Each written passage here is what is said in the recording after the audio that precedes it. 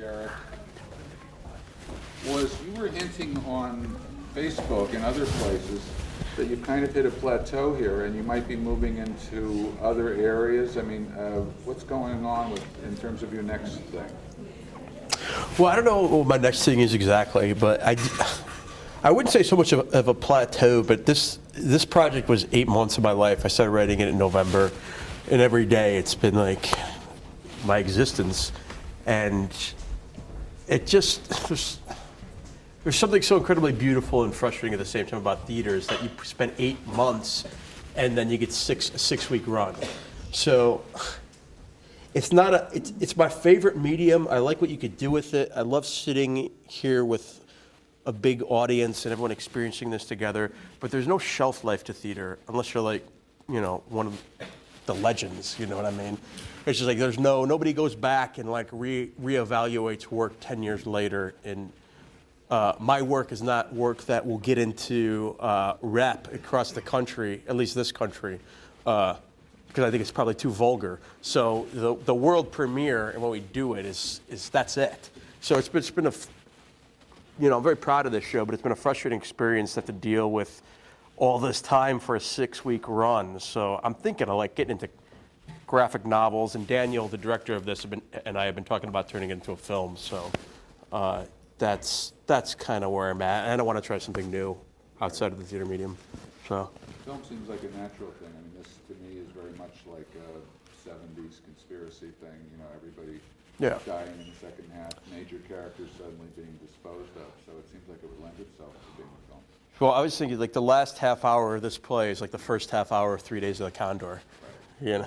So like we just all those people get killed. The old woman with the cigarette on the... Oh, I felt so bad for you. Yeah. The cigarette's still lit. Question? Yes, ma'am. Where did you get the idea? Actually, I got the idea because I liked the 70s like conspiracy films, like 3 Days of the Condor, and what was the Beatty film, The Parallax View? Yeah, and then there was like a whole another movement like in the early 90s with like those John Grisham movies, which is a very guilty pleasure for me, like The Pelican Brief, which is Pacula too, right? Yeah. So I wanted to write something like that, and I wanted to write a big cast show, and like the more and more theater I did, the more and more actors I met that I wanted to work with. But when you have an ensemble of 10 people, if you had a 10-person show, that's a big show, so it was basically a lot of the same people every single time. So to be able to have a story that could facilitate 25 actors that I'd wanted to work with was something that I was looking for, and I think I found it within this one, at least, hopefully. Sir. Where did your insight into cop culture, or what research did you do into the life of cops and the bonds that they share, which is displayed in the play? Without sounding too amateur, within any play that I do, I like to do the bare minimum of research for the professions in which I'm exploring, because you do too much research, I think it confines your imagination a little bit. You're just like, this is how they do this is how they do that. The last play I wrote was about a sex therapist, and like I just found out the basic terms so that I didn't sound like an idiot, and I didn't want to get too... So in terms of this, I've hung out with a lot of cops as somebody that frequents bars a lot over the past 10 years, and I've got to know how they talk and their vernacular a little bit. But I didn't go on any rides with cops. I wasn't sitting in Jersey, where I got a bust or anything like that. It was just like that's all that. If I was writing something for Law and Order, it'd be a different thing. But this is a theatrical venture, and I think the specificity in terms of like you just need the basic amount of facts to tell a story in this medium. It's really about the characters. I mean, the characters are what characters, story, pacing, plotting. Those are what's important. Not whether a cop would drink in a uniform in a cop bar. That's like things like that don't matter to me. Yeah. I wanted to go over something with you at the end. When Len was dying, when he was shot, and he was calling out to his mother. I wanted to discuss that. He was very angry with his mother in the beginning, and then at the end, he forgave her at the end and made terms, Sure. Made peace with her. Made peace with her. I'm seeing it, so I'm reading. No, I mean, the thing about, I just wanted to, get that, am I right in that? He was calling out to his mother. yeah, he was called out to his mother. And the thing about that moment, which kind of ties into what you had just asked about research, is, there was a whole like culture of cops that were like kind of in trouble for sleeping, undercover cops that were with protesters over the past couple of years that were sleeping with, to get in. And,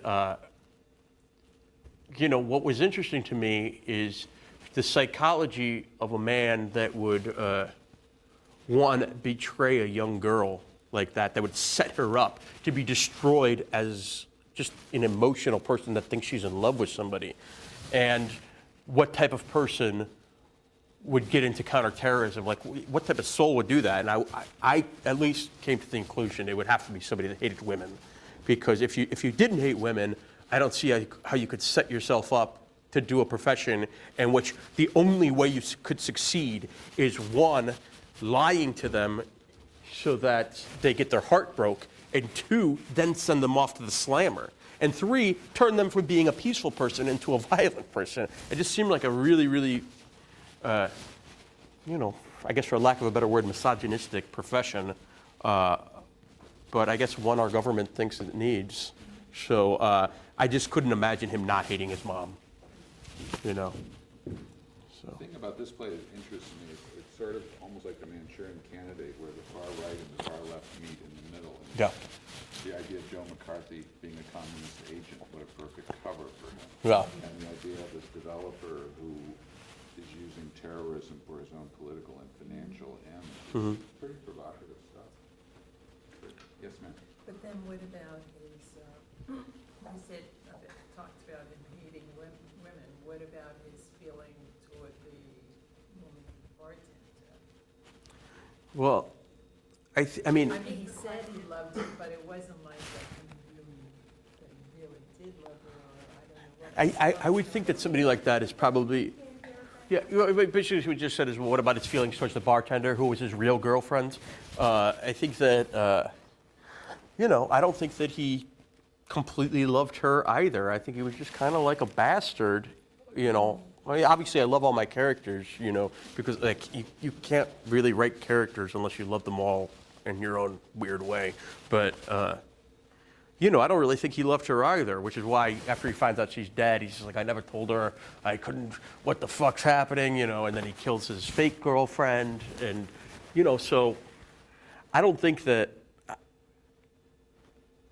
I think in a way he wants to make her miserable as well, because he went 10 weeks without calling her, and she's staying faithful. He just hates women, and it's, I guess you could call it kind of trite that it might come from his mom or trivial or something like that. But, I think that a hatred, be it a hatred from women to men or men to women, comes from first dads or moms, and then second, first girlfriend or first boyfriend. And we start to build that, and that's oversimplifying it altogether. But at least in terms of telling a story this big, I couldn't really, in a graphic novel, which I would love to do for this thing, I could really get into the psychology of this man. But, it had to come from mom, I thought at least. Yeah. Derek, you said you love all your characters. If you had to choose, if you could choose and you had to jump in for one of those characters, personally, which character would you choose and why? In this play, I would probably, part of me feels a lot of sympathy for Julio, because his character seems very pure to me, whereas all the other characters have a shitload of dualities that they're fighting within themselves to figure out. Julio is presenting this so that he can act out his real thing. He knows what he's doing. And it's to get vengeance for his brothers that were selling candy bars that got killed by some drunk cop. And, they just, all they did is ship him off to police Siberia. There was no punishment whatsoever, and it ruined his life. In a way, I really felt a lot of sympathy for that character, but also I couldn't bring myself to have him get this revenge fantasy fulfilled and then not die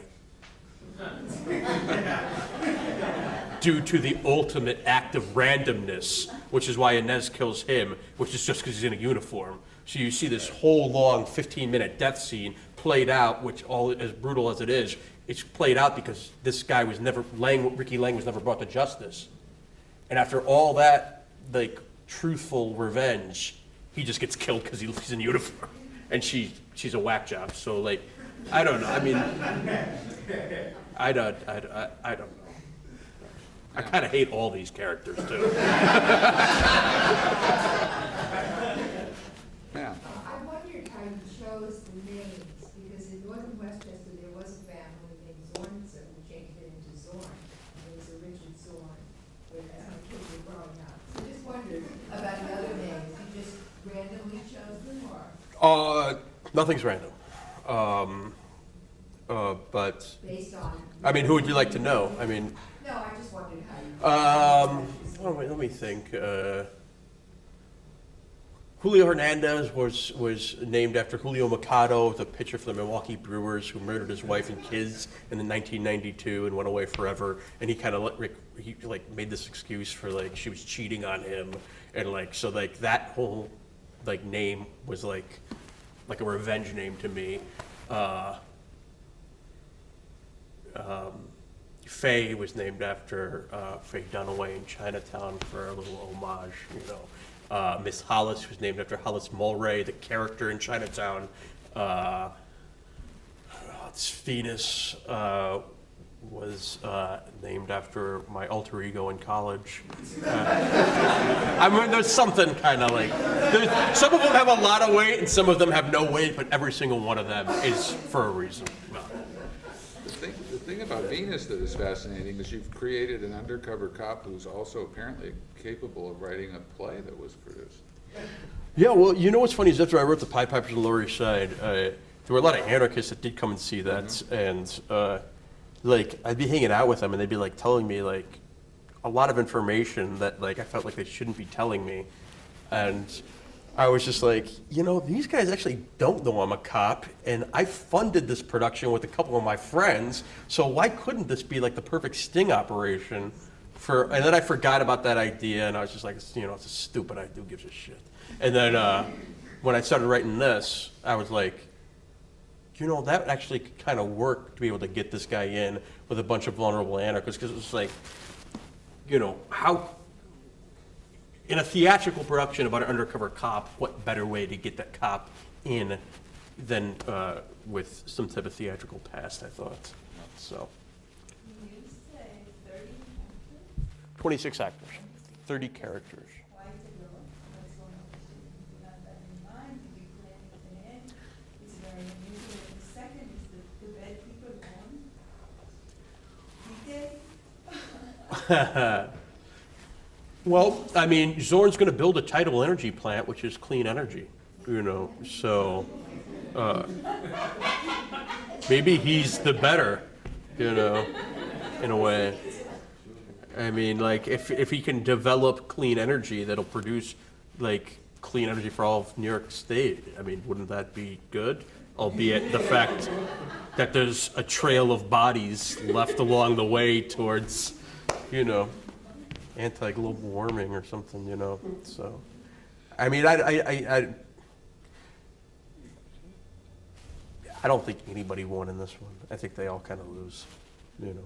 The thing she said about the size of the cast, when, did you know that this sort of entity was about to come into place where you could have all these characters, or did you just say, I'm gonna write a play with 30 characters played by 26 actors? No, because I've been trying to write a play with like 30 actors because I like, you know, when you're working in downtown theater, or I guess it's kind of like downtown theater transported uptown, but, you know, there's no money, there's nothing, you know, you're just doing it for love. So to me, it was really, I've been trying to like do a big play because like I love hanging out with people like for eight weeks while we're rehearsing it, and then 6 weeks while we're running it, and I like being around those people. Those are my friends. I'm very lonely when I'm like not doing a play, like tragically lonely, you know. So I, you know, more and more, it's like 10, 11, and, you know, 12, well, 25, and then there would just never be the story for it. And I was just like, well, here's one that I can, you know, get 25 people. It was originally supposed to be 50. I was like, we're getting 50 together. and then that was. That's why it can last Yeah. only 6 weeks. It was a perfect combination of a lonely writer and an ambitious story. So, yeah. Now, Why did you create that character? I'm sorry, why did you say the part where this guy was the FBI agent was working for Zorn? I was up until that point, I was like, this is good, I can figure this out. And then he triple crossed him. It was like, that was so sad. I'm glad that you did get that it was a triple cross because the New York Times thought it was a quadruple cross, which was just very. At least if you know what it is, we could agree to disagree. But he was in there because he was just like a man like Zorn had. I think a man like Zorn has his. There's nothing he doesn't have his hands in, and I liked the idea of. Without, please, pardon me if it gets too, whatever. But, Iraq was a war that was fought by about 5 people making emotional decisions based upon their own personal lives. Okay, for better or for worse, that's what it was. And they affected hundreds of thousands of lives. So, Zorn, to me, I thought that the guy in this story needed to be an emotional man making a small, petty decision. This is my land and everything, and somehow masking it as this bigger, idealistic venture that would, make lots of money and save the earth and everything, or whatnot. I think that might have not even made it into the final draft of the show. But he needed men on the inside, and Scotty. Just seemed like I thought that I needed a character like that in the show that could really kind of operate as kind of this he could really be anything. You don't know if he was gay, you don't know if he was siding with the anarchist or if he was just Zorn's pawn. It didn't matter, and I think that you need those types of people somehow in government to make the whole fucking thing make sense. Because you can't have these powerful people making personal decisions based upon mommy and daddy without people that are just kind of executioners of somebody else's weird vision. So Scotty could have very well been a complete anarchist too. There could have been a 4th act or a 3rd one, and he was just like the ultimate rogue agent, question? The one thing I thought seeing it a second time, because the plot is so labyrinthine, is I remember reading that the people who wrote The Big Sleep, when pressed to explain the plot, they created the plot of the film, but they literally could not parse it all. And I think there's something interesting about that sometimes a plot is so complex and it deals with so many contradictory elements that it doesn't necessarily have to be pulled apart and understood rationally. I mean, clearly you had grid when you put this together. I tried my best to be able to make it so you could pull apart the story and make it understood rationally, but if you couldn't do that, I agree with you. What was the first out of the play? Where did you begin writing? I begin from the beginning to the end. I never have scenes out of order because it's too confusing. So, I know there's a lot of rewrites. The first draft of this play was a lot different. They were building, the original thing was Zorn was building he had fathered justice and charity with a prostitute because he hated his mother. And he was building a biochemical lab in Long Island to invent sterilization drugs to sterilize all of the women in the water, and only the rich women could buy the antidote. I was just like, me and Daniel, the director, were talking about it, and it's like, you're going to lose half your audience on principle. If you do that, I was like, all right, let me go back to the drawing board. But the structure of the show, 18 scenes in the first act and the 14 scenes in the second act, they stayed exactly the same. It was just a matter of certain logistics. So. Time for one more question? Yeah. Are you working on something new now or what? I don't know. I've been going. I normally am always working on something new after this, and like after each show I do, and I've been kind of like going through a big depression because I don't know what I'm gonna do. Well, I'm going to North Carolina and acting in a film for a month, but like that's just like acting's fun and games. It's just like you just gonna do your little thing, and I don't know what I'm doing writing wise next. Maybe I'm gonna write a sequel to I don't know. And what about what's next from the Amoralists? Can you tell us anything about that before? Yeah, the next show from the Amoralists is going to be January at Rattlestick. It's a new Lyle Kessler play called Collision, and it's directed by Terry Kinney, and you'll see some familiar faces in that one. So that's what's going on in January, and that'll have a nice long run for about 8 weeks. Great. Thanks, Derek. Thanks, folks, for staying. Thanks, man. Thank you.